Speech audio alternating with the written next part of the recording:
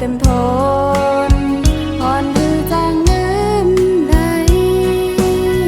เมื่อเร็วในยานฮอนมาไกลกูวันคำนาแก่นใจถึงคืนวันเมืองเฮานั้นสั่งว่าวันหนึ่งลุกขึ้นบอกไว้เตรียมลำกุ่งหมุนบ่ตั้งแม่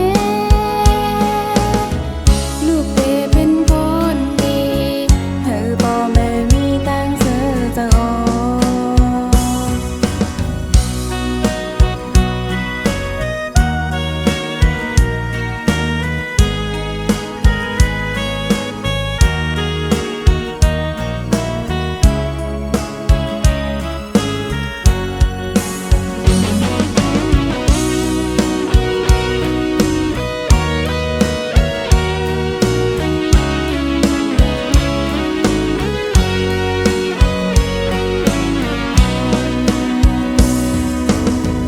ยันไกลเฮิรนมายามจังหนังไหน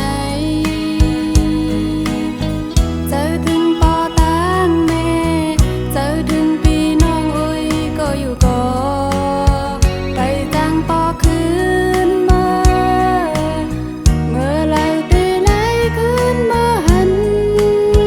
ตีเฮิรนเฮานั้นถ้ายันไกลมาก็เขาตั้งปอหืน